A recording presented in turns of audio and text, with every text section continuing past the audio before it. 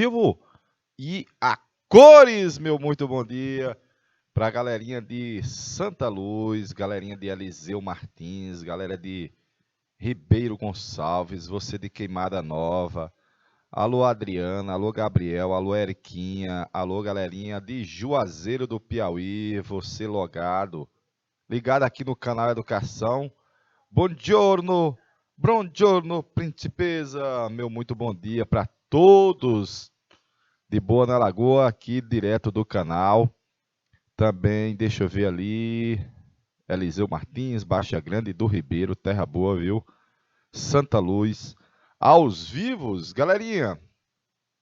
Eu acho até que nós já demos uma pincelada rapidamente sobre os regimes totalitários, mas eu achei que reforçar essa temática para efeito de Enem é válido, é salutar, para que a gente possa, claro, fazer uma provazinha do Enem, assim, com mais sustância, né? Com mais sustância, com um cuscuz com um bife do zoião por riba e um café com leite, aí dá força, viu? Aí o caba sai é forte, viu? Deixa eu pegar minha canetinha, aí tá eu, vindo lá do sertão, das Cambroengas do sertão. É. Olha, eu estou começando aí a colocar para você uma tela apresentando os regimes totalitários. Você está vendo a famosa saudação Ave César que os nazistas incorporaram com o rei Hitler. Os regimes totalitários vão ser propaganda, violência e terror. De novo, propaganda, violência e terror. A Europa tinha passado pela Primeira Guerra Mundial, lembrar disso daí, perfeitinho, a Europa tinha passado pela Primeira Guerra, vai viver na década de 30 os efeitos negativos da crise de 29, e respeita efeitos negativos. Então, a Europa, que havia sido o centro do mundo por 500 anos, vamos botar assim, desde a época das grandes navegações, a Europa era o umbigo do mundo, né? Aí, nesse início do século XX, faz 450 anos, no mínimo. Mas vivia um cenário de tristeza, ó. Desemprego, avanço do comunismo, havia um temor com o sucesso da União Soviética. Então, é um contexto que a Europa não se via muito, né? Porque era o centro do mundo, era o umbigo do mundo. E agora, não está mais na dianteira. Aí, olha, eu coloquei como destaque o meu amigo Benito Mussolini e Adolf Hitler. É um Estado macro-totalitarismo, é o Estado controlando tudo. É o Estado acima de tudo. Todos obedientes ao Estado, tementes ao Estado. Então, todos os regimes totalitários, a força estatal vai ser macro, vai ser muito grande. E vai ser também, olha, autoritária, ditatorial, antiparlamentar, antiliberal, antidemocrática, uma propaganda, uma mentira dita 1000 vezes torna-se verdade, lembrar do Goebbels, perseguição, terror, violência, e o Estado controlador, muitas vezes não apenas dos elementos públicos, mas emergindo também no âmago das pessoas no privado. De boa? Bom dia, galerinha de Canavieiras. Bom dia, galerinha que fica às margens do Rio Gurgueia. Canavieira, terra boa, viu? Terra boa. Canavieiras. Então aí está um mapa mental de como emergiu os regimes totalitários. Eu estou colocando aí os dois principais ninjas do totalitarismo de direita, com o Hitler e o Benito Mussolini. De boa? Antes de a gente começar a falar deles dois e dos regimes totalitários no geral, eu vou fazer uma revisation do contexto da crise de 29, olha aí, ó. A Europa vai estar numa deprê, eu botei que a Europa saiu da dianteira, ó. O Tratado de Versalhes imputou a Alemanha como culpada pela guerra. Oh, derrota. E o imputar a Alemanha como culpada pela guerra vai resultar em muitas sanções, muitas punições. E as humilhações do Tratado de Versalhes vão criar um ambiente propício na Alemanha de um revanchismo, de um ficar com raivinha, de odiar a negociação, de odiar a Inglaterra e a França, a União Soviética. E bom dia, galera de Dom Inocêncio, rapaz, que eu acompanhei pelas redes sociais. Esteja de festejo esse final de semana. Muita festa, muito a cidade muito enfeitada, tudo bonito, né, na cidade de Dom Inocêncio. Aí, olha, foi durante a Primeira Guerra Mundial que teve a Revolução Bolchevique. Então, os comunas tomaram o poder na Rússia, criando uma alternativa ao liberalismo, ao capitalismo e ao mundo burguês. Olha o que é que você tem surgindo aí, ó. É o temor dos Estados Unidos, do capitalismo e da burguesia, foi quando os trabalhadores, camponeses, operários e soldados derrubaram o czarismo e depois tomaram as fábricas, a Revolution Bolchevique. Enquanto isso, os Estados Unidos diziam, e eu aqui, só de camarote, só tomando gela, tiruricuriro. E os Estados Unidos estavam de camarote assistindo tudo. Ó. Acendeu. Vai ser a potência do mundo. O mais industrializado. Se você precisasse de dinheiro, a moeda internacional passou a ser o dólar. Eu ia pegar lá no Zé Uá. Muitas inovações, muita propaganda, muito mercado, muitos novos produtos, muito entretenimento. Os Estados Unidos estavam assim de vento em popa. E ocupa um mercado que outrora era dominado pelos europeus, principalmente pelos ingleses. Depois da Revolution Bolchevique, olha, vamos dizer que nós alcançamos um sucesso com o Stalin. Tio, mas nós vimos numa aula que ele era autoritário. Eu sei. Que ele era um ditador. Eu sei. Mas ele transformou a União Soviética numa potência, levando os países europeus a montar uma espécie de cordão sanitário, isolando a União Soviética para não serem literalmente influenciados, contagiados pelo modelo do stalinismo.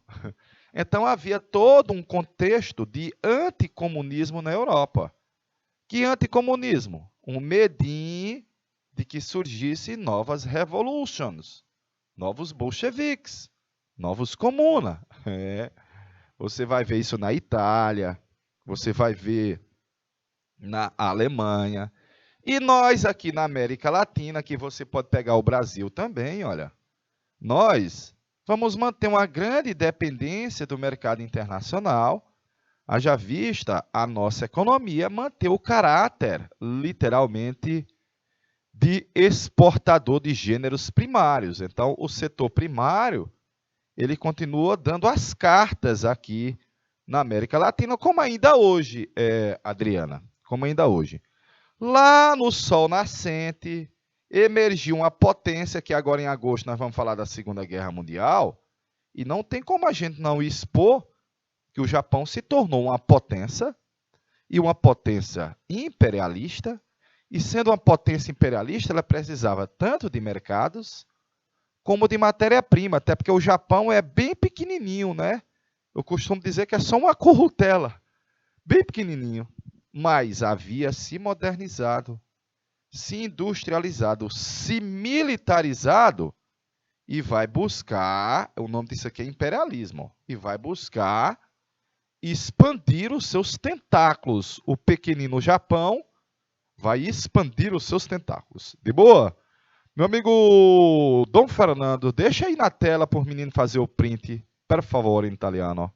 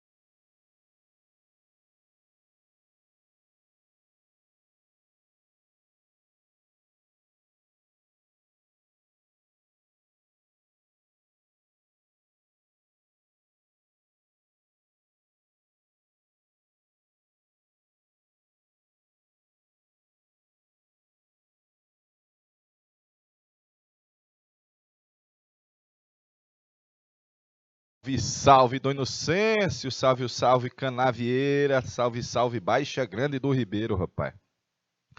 Então tá aí a ascensão desses bichos feios aí, ó. Eu peguei essa imagem na internet, quer viu? Tá a ascensão desses bichos feios aí, ó, que passa a ser a bola da vez, mandando nas Europa, né? Mandando nas Europa. Enquanto isso aí você tem que entender um pouquinho que os Estados Unidos no pós Primeira Guerra Mundial era a potência. Era a bola 7, era a bola da vez. Eita, pai. Então eu coloquei essa imagem primeiro de uma nota de $100, tá lá em riba, ó, $100. Por acaso hoje é 4 de julho, é o dia da independência dos Estados Unidos. Lá é feriado, é dia de festa. E eles viviam naquela década de 20, eu vou botar bem aqui, ó, década de 1920. Caramba, os Estados Unidos viviam uma euforia. Euforia.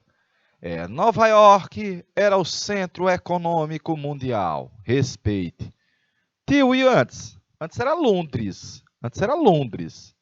A moeda internacional antes era a libra esterlina, inglesa. Agora é o dólar. O dólar passa a ser a moeda internacional. A paridade era o ouro. De boa? Era a potência industrializada. Eu vou dar exemplo aí de cada 10 automóveis no mundo, 8,5 vinham de fábricas norte-americanas. É. Veja que aqui no Brasil, por exemplo, que a gente na década de 80 e 90 virava a cabeça e torcia o nariz para alguma coisa que vinha da China, e olhe hoje empresas chinesas abrindo fábricas no Brasil, produzindo automóveis, e empresas norte-americanas fechando fábricas no Brasil, como a Ford. Você está vendo a imersão de uma potência mundial na indústria, que é a China. E há 100 anos, exatamente há 100 anos, era o Zé Uá. Era o modo de vida americano, o American Way of Life.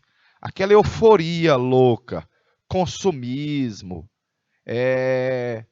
especulação financeira na bolsa de valores. Respeite os loucos anos 20. Olha as mulheres emergindo aí na sociedade, com o cabelo Chanel, tendo agora uma própria produção, vamos dizer assim, de moda e cultura desvinculada da Europa, porque é uma cultura norte-americana. Aí vai quebrar a bolsa. A crise de 29 vai deslanchar a partir da quebra da bolsa. Por que a bolsa quebrou, professor? Porque quebrou, velho. Quebrou. Quebrou por um conjunto de fatores, galerinha. Quebrou por quê? Primeiro, havia uma superexploração da massa trabalhadora. Não havia direitos trabalhistas como salário mínimo, como férias remuneradas, com a aposentadoria. Então, havia uma grande instabilidade do trabalhador e uma grande margem de lucro do empresariado. E o trabalhador torando-me seco. 2. Os Estados Unidos passaram a produzir de vento em popa. Tanto a produção industrial, quanto a produção agro. Eles mecanizaram a agricultura e passaram a ter uma mega produção. Então, dei como exemplo aqui dos automóveis, olha, dos automóveis. E aos pouquinhos, no final da década de 20, era visível que a Europa mostrava sinais de recuperação. Então, se a Europa começava a se recuperar, Eliseu Martins, vai diminuir o consumo de produtos norte-americanos. Os europeus começam a se fechar e adotar uma política mais protecionista em relação aos gêneros que vinham de fora. Então, dentro dos Estados Unidos, o peão lascado, uma saturação de mercado, subconsumo. Olha aí, velho, subconsumo. Então, as empresas estão produzindo demais e não estão conseguindo desovar as mercadorias que estão acumulando no pátio da empresa. Pior ainda, os Estados Unidos viviam uma onda de especulação financeira com a mega valorização das ações das empresas na bolsa de valores. Tinha gente que pegava dinheiro emprestado no banco para comprar ações na bolsa de valores, velho. Absurdo. E o presidente dos Estados Unidos, Herbert Hoover, ele era liberal, ele disse: "Não. Olha, quando ele assumiu em 28, quando ele assumiu em 28, ele disse: "Quando eu deixar o meu mandato, não vai ter um americano que seja pobre." Era verdade, havia milhões, havia milhões. E o presidente decidiu não intervir no problema do país. A bolsa quebrou, o governo esperou se ajeitar, ela não se ajeita, até que esse cara, governador de Nova York, disse: "Eu tenho um New Deal para o povo dos Estados Unidos. Eu tenho um novo plano para o povo do Zé Uá."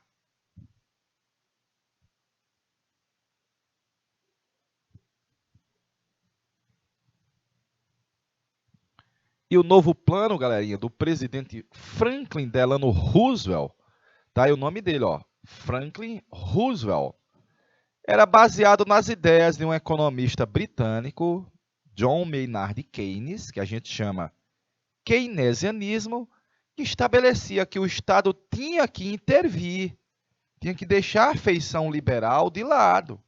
O Estado tinha que tomar as rédeas, senão o país ia implodir, galerinha.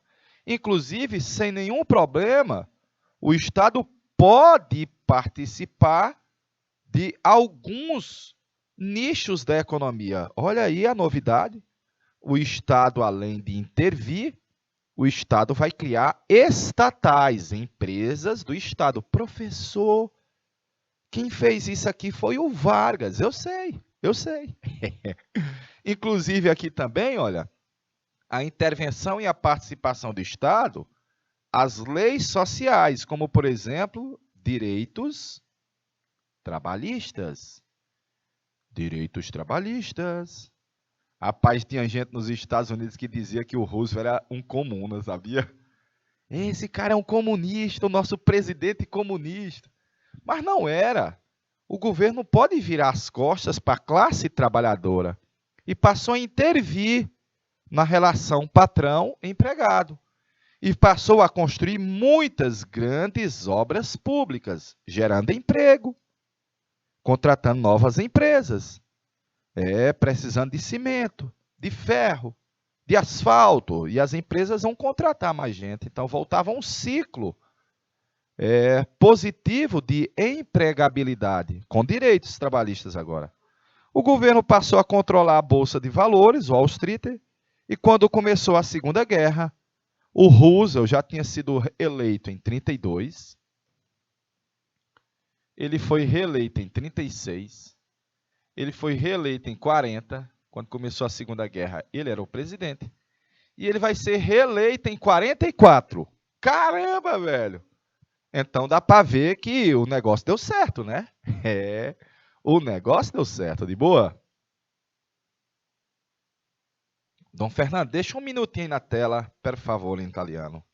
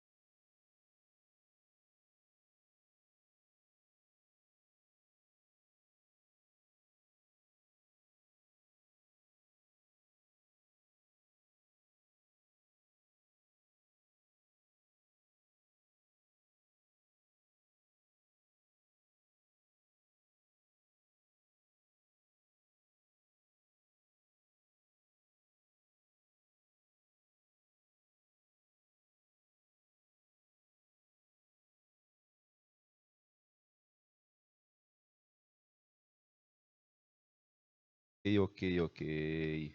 De boa na Lagoinha.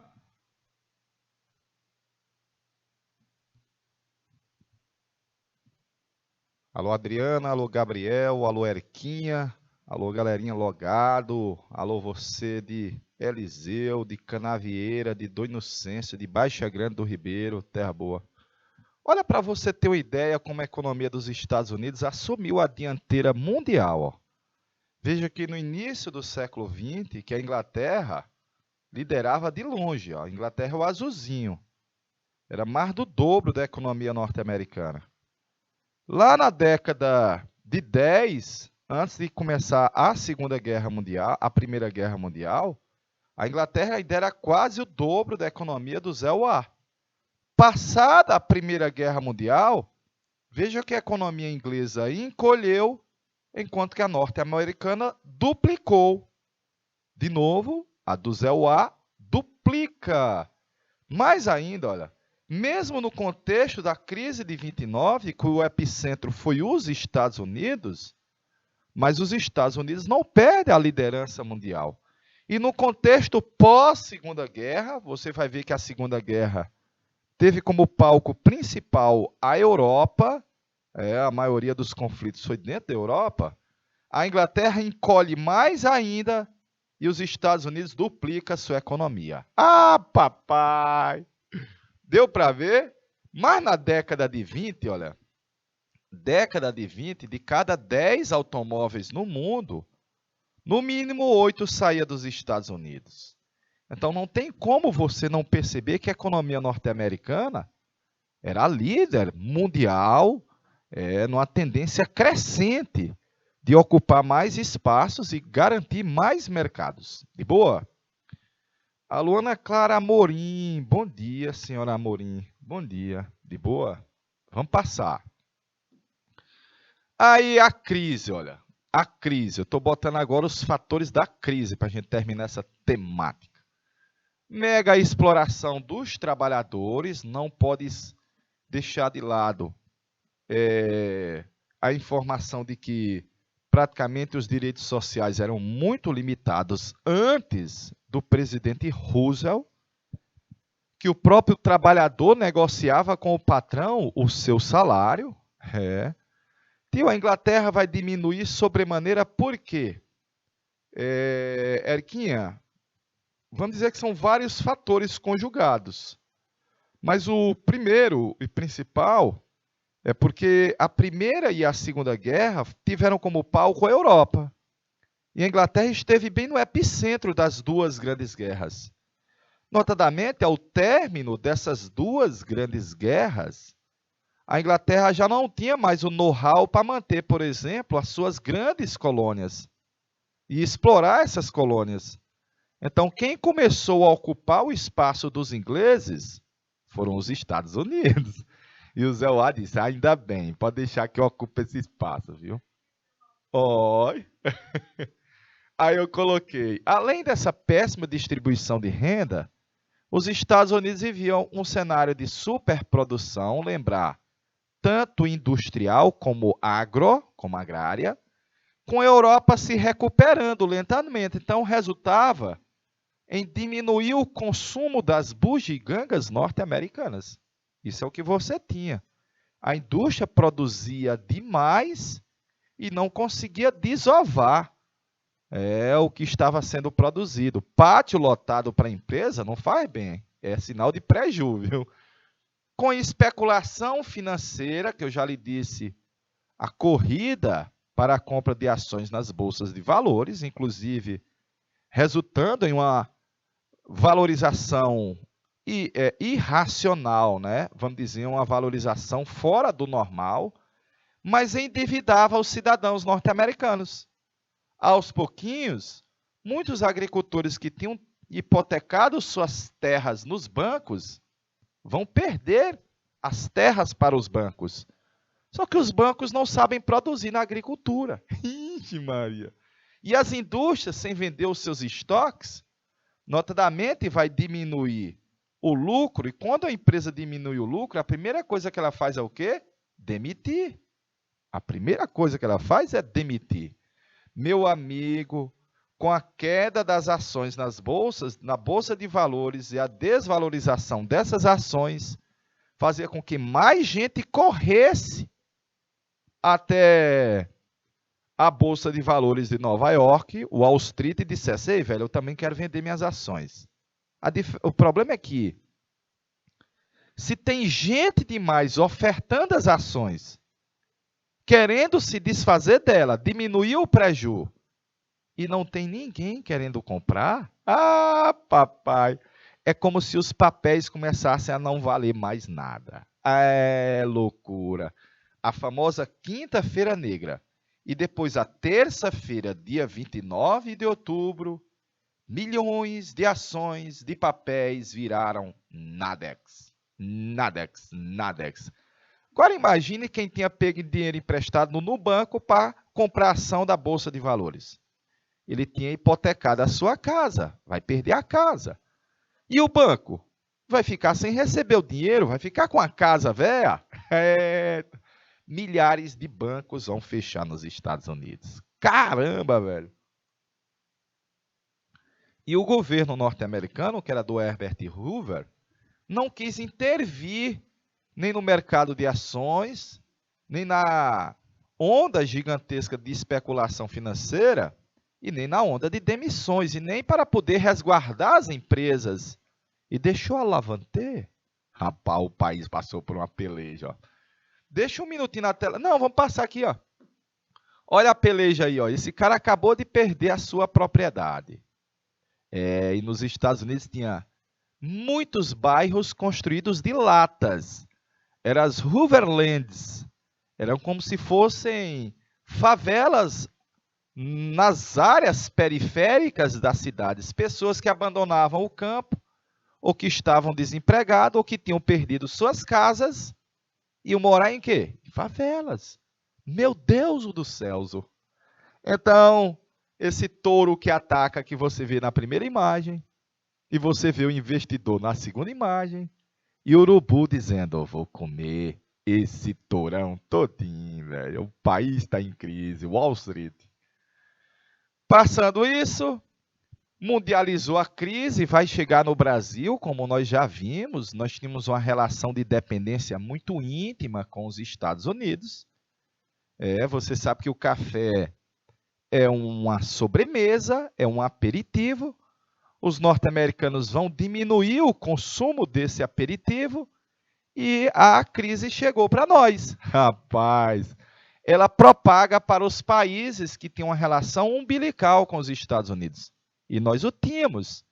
Eu lembro bem de uma leitura minha que naquele ano de 29, o Brasil produziu 29 milhões de sacas de café.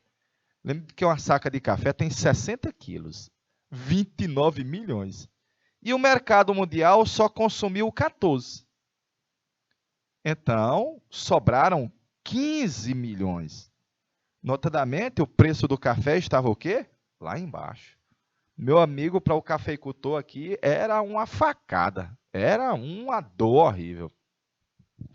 Então, os governos democráticos, liberais, passaram a ser vistos por parte da sociedade como fracos, porque eles não tiveram know-how de contornar essa crise. Bacaninha? É o ambiente propício para a ascensão de regimes autoritários, os regimes fascistas. Olha aí, ó, o único que não foi atingido, e eu aqui, só de camarote, só tomando gela, tchururu, tiro, tiruriruriro, que era a União Soviética. A União Soviética do Stalin estava isolada, tinha um Estado que participava e intervia na economia e, notadamente, tinha um plano de governo onde tinham metas a serem atingidas. Então, a União Soviética não foi atingida pelo efeito da crise de 29. Tio, foi o que fizeram com esses 15 milhões de café? Teve que amargar um preju, Eriquinha, e aguardar um período para poder vender esse café. E foi. Mas aí o Vargas assumiu a presidência no ano de 30. Quando o Vargas assumiu a presidência em 30, ele vai ficar até o ano de 45 na presidência, comandando o país. Nesse intervalo de tempo, Eriquinha, o governo fez uma espécie de imposto de exportação por cada saca de café. Então, à medida que exportava o café, o governo pegava parte do dinheiro arrecadado e, com esse dinheiro arrecadado, o governo comprava dos próprios cafeicultores mais sacas de café. Só que, ao invés de estocar para revender, o governo fazia o quê? Queimar, jogar no mar. Então, nesse intervalo de tempo aqui, ó, o governo brasileiro comprou 78 milhões de sacas de café. É claro que essa compra aqui não é com dinheiro que a gente pega lá fora, até porque não tinha ninguém com coragem para emprestar dinheiro para a gente no cenário mundial de crise, né? Então, eu costumo dizer que o café vai salvar o café, na medida em que o governo criou um imposto onde o dinheiro arrecadado era utilizado para comprar o excedente, retirar café do mercado para manter os preços. Só que o Vargas fez mais, Eriquinha. Ele criou uma espécie de Conselho Nacional do Café, que é um órgão ligado ao governo, e ele passou a proibir novos plantios de café para diminuir a oferta e manter o preço do produto no mercado internacional. Bacaninha? Então, costumo dizer que o governo não virou as costas para o setor mais importante da nossa economia, que é o setor da cafeicultura, naquela época, claro. Perfeitinho? Excelente sua pergunta, viu, Erquinha? Excelente. De boa? Vou passar. Olha aí. Vou passar. Tá aí o meu amigo Roosevelt. Franklin Delano Roosevelt. Eu tenho um New Deal para o povo dos Estados Unidos, velho. Eu tenho um novo plano. Eu tenho um novo acordo. Saem os republicanos, assumiu os democratas, e aí tem a intervenção do Estado na economia, nós já vimos. O liberalismo está fora de moda, nós já vimos. E o governo resolveu gastar, meter a mão no bolso, gastar, para poder tentar salvar a economia dos EUA. Perfeito? Olha aí, é esse o cenário que acende os regimes totalitários. Eu vou voltar para deixar aí um minutinho na tela, Fernando, que é o tempo de eu botar aqui R$1 de água nesse copinho, para a galerinha fazer o print dessa temática da recuperação dos Estados Unidos.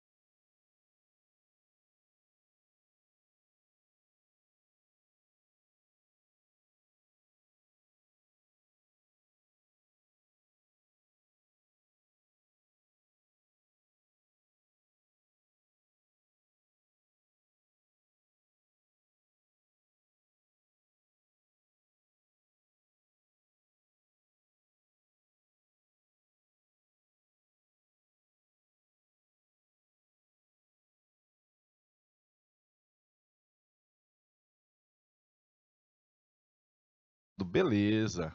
Então, nós fizemos esse rodeio todinho para chegar nesses caras aí, ó. Nós fizemos esse rodeio todinho para chegar nesses caras aí, ó. O Stalin, o Hitler, Mao Tse Tung, o Benito Mussolini, o Xin Gong Li.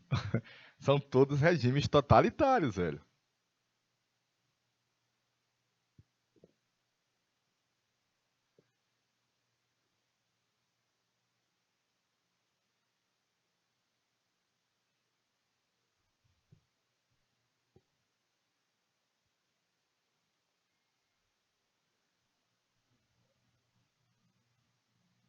Beleza, Dom Fernando?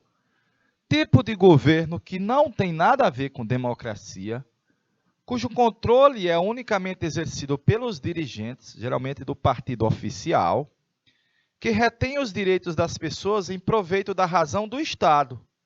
Regime de governo no qual só um partido político é permitido, unipartidarismo. Por um líder absoluto ditatorial que se mantém no poder usando a força, a violência e o apoio dos militares. De novo, a força, a violência, o apoio dos militares e a propaganda. E a propaganda. Propaganda é a alma do negócio, viu? Eu estou colocando aqui um conceito de totalitarismo, peguei lá do livro da Connect, o livro Connect. O totalitarismo baseia-se no preceito de que nada deve haver acima do Estado, nem contra o Estado, ou fora do Estado. E lembre-se, pegando logo um parêntese, que geralmente aqueles que criticam o governo, cuidado, criticar o governo não quer dizer que você seja contra o seu país.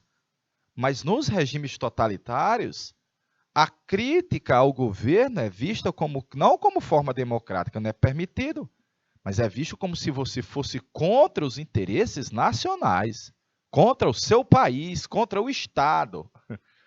Compete ao cidadão servir ao Estado e seguir a autoridade daquele que representa o Führer, o Dulce, o guia, o pai dos pobres. É uma espécie de fascismo tupiniquim. A valorização extremada, patriótica, nacionalista e a expectativa da construção de uma potência imperial vão alimentar sobremaneira o nacionalismo. Sobremaneira o nacionalismo. E o apoio das massas nessa ideia megalomaníaca de expansionar, de conquistar, de dominar. Então, a ideia de superioridade que você tinha lá no nazismo, olha, a ideia de superioridade, que é uma ideia muito racista, né? Bebendo naquelas teorias do século XIX, ela vai ser um elemento diferencial aí do nazismo alemão, do totalitarismo na Alemanha. Peguei lá do meu dicionário.org, diz: regime político ditatorial em que o Estado, geralmente sob o controle de um partido, um grupo, uma facção, tende a intervir em todos os âmbitos da vida social do indivíduo. Aliás, o indivíduo não tem mais direitos individuais. Eles são deixados de lado em função dos interesses do Estado. Deixa eu passar a imagem. Em um regime totalitário, não se importa com o que as pessoas pensam, desde que o governo possa controlá-la pela força usando os cacetetes ou pela propaganda, viu? Tanto existem os cacetetes, a força militar, quanto a propaganda. Mas quando você não pode controlar as pessoas pela força, você tem que controlar o que as pessoas pensam. E a melhor maneira é a propaganda, velho. Fabricação de consentimentos. Criam-se ilusões necessárias. Cria-se um inimigo interno ou externo que precisa ser combatido. E aí, aos pouquinhos, o povo se torna uma massa apática, amorfa, dominada pelo Estado. E tá aí a mãozona do Estado e todo mundo lendo, na mesma bibliazinha, no mesmo jornal. Peguei essa charezinha aí da internet, viu?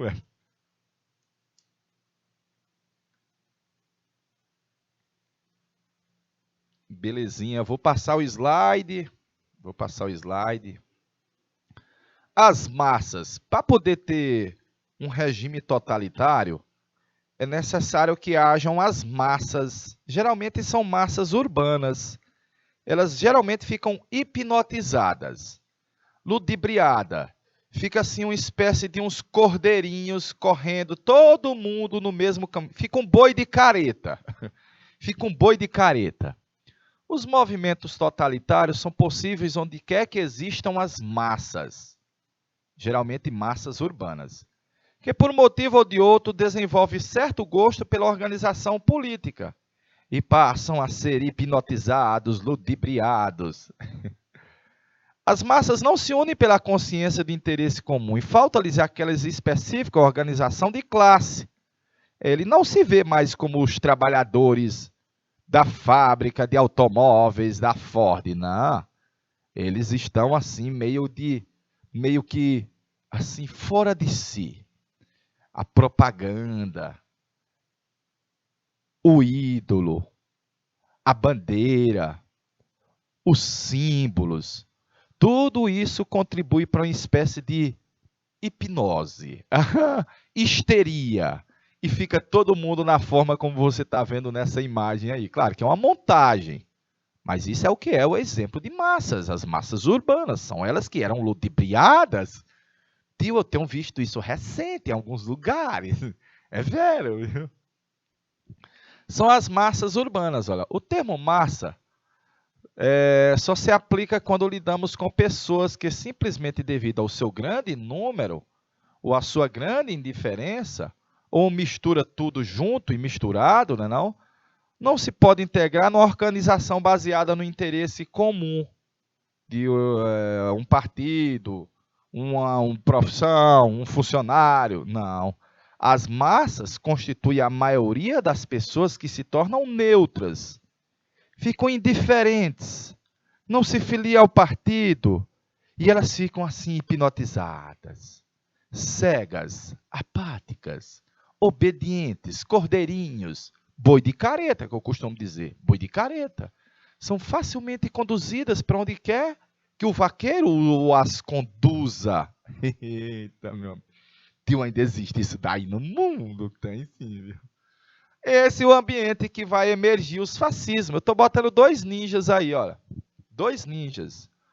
O Adolf Hitler, e você está vendo aqui a suástica e a águia imperial.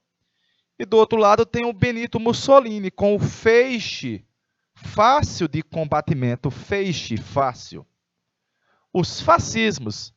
Fascismo é a denominação que dá ao regime político que surgiu na Europa de 19 a 45.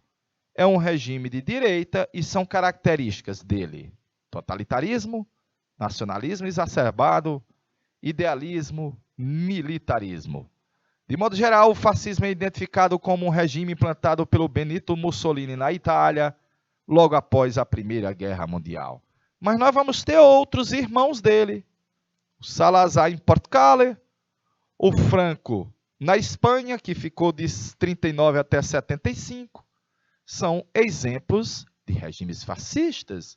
E eu consegui esse selozinho aí, enaltecendo o Hitler e dizendo: nós somos amiguinhos. Belezinha? Faça o print dos fascismos, per favore, em italiano. Please, please, please.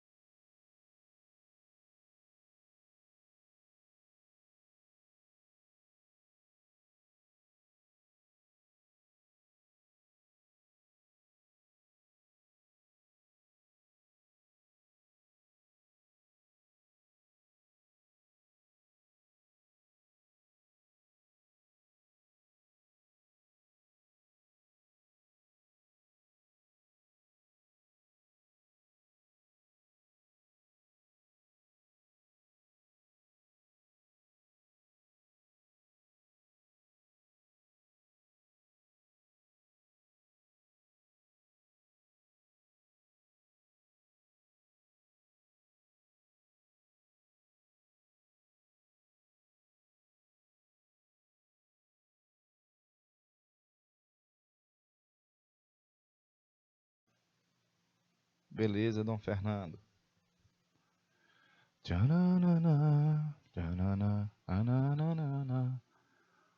Tá aí essa fila nos Estados Unidos de pessoas para receber de uma ordem missionária, filantrópica de ajuda que está distribuindo pão e leite.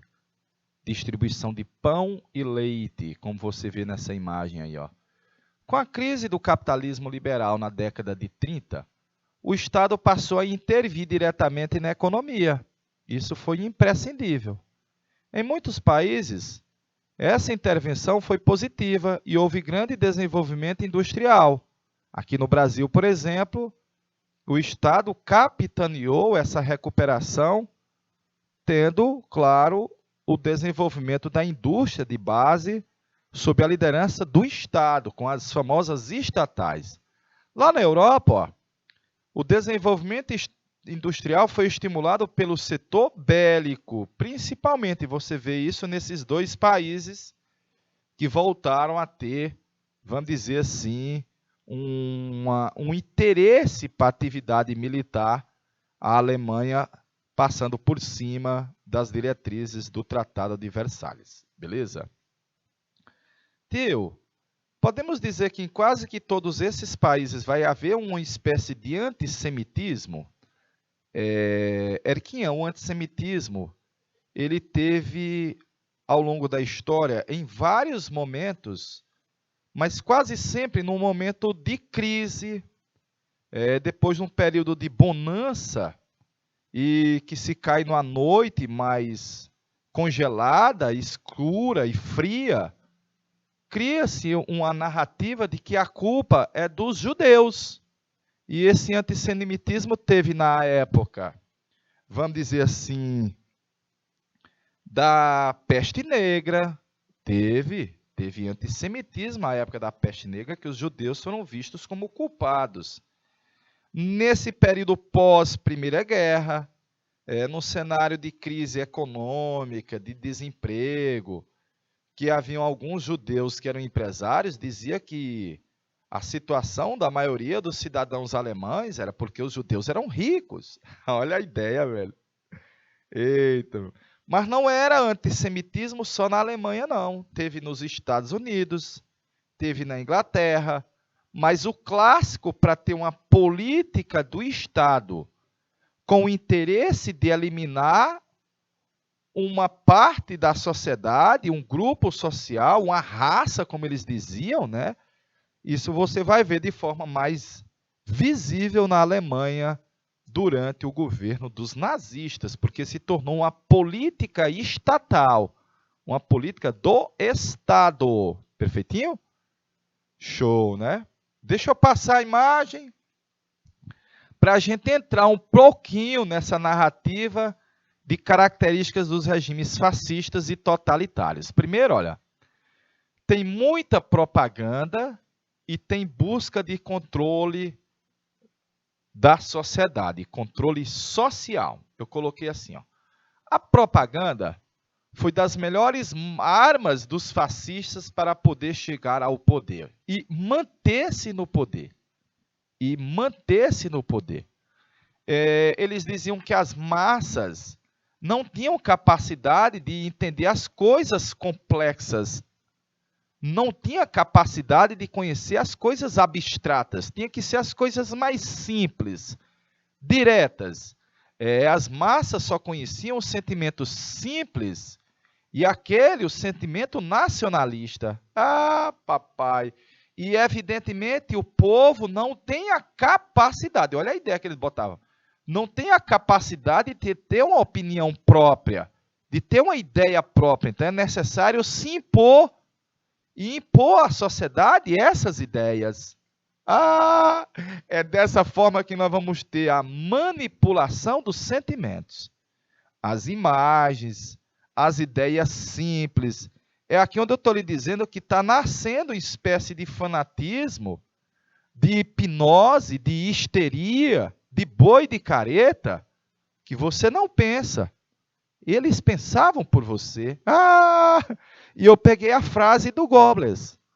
Uma mentira dita 1000 vezes torna-se verdade. Meu amigo, eu costumo brincar que você pode até não gostar de uma cantiga X, viu? Mas de tanto você ouvir ela martelando no rádio toda hora, velho. Então, daqui a pouco, ao banheiro, de forma inconsciente, você está cantando aquela cantiga. Meu Deus do céu! Dom Fernando, um minutinho na tela aí, Dom Fernando.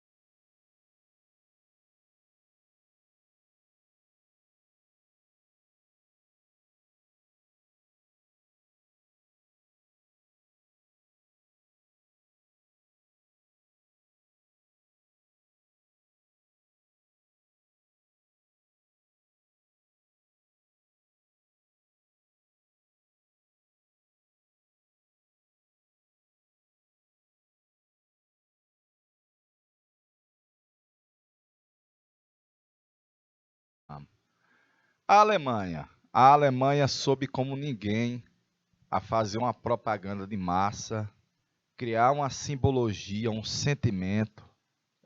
Meu amigo, o Hitler e a equipe dele transformaram a Alemanha numa potência econômica e industrial, mas também numa obediência cega da população.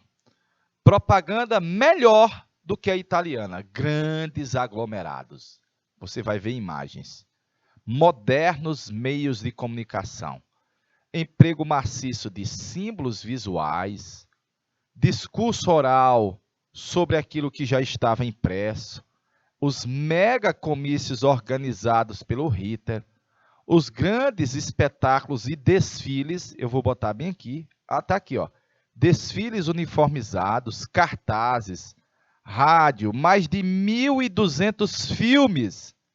Lá falava em racismo, em xenofobia, em antissemitismo. Deixa eu botar aqui, ó. Antissemitismo. Coloquei mais ainda, ó.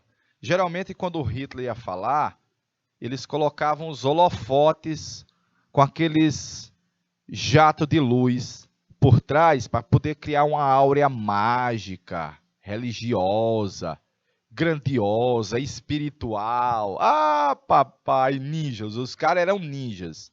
As bandeiras, a águia imperial. Meu amigo, isso atraía gente demais. Gente demais. E claro, sempre flamulando aí com as cores da Alemanha tradicional que você tem na bandeira, era a suástica. Olha aí, ó, a suástica. Isso provocava uma verdadeira hipnose, uma verdadeira histeria, falta de controle. Todo mundo correndo, igual uns cordeirinhos. Ah! Aí, meu amigo, o Goebbels organizava isso daí perfeitamente. Se o nazismo era contra o racionalismo e o iluminismo, mas para poder fazer isso tudo, eles eram extremamente racionais. Extremamente racionais. Planejadores, né? De planejar, de organizar. Belezinha? Faça o print dessa parte aí, galerinha. Per favore, in italiano. Per favore, in italiano.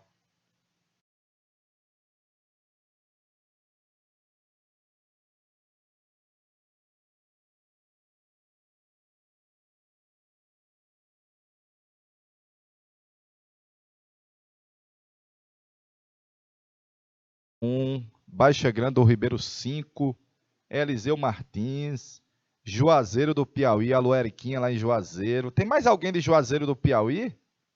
Mais alguém de Juazeiro do Piauí? Eriquinha disse que as aulas presenciais tinham voltado lá na cidade de Juazeiro. Ah, tá encerrando já, ó. Deixa eu me posicionar aqui direitinho. Olha, galerinha, tá encerrando a nossa primeira parte da aula. A gente vai para aqueles 20 minutinhos e a gente volta já já.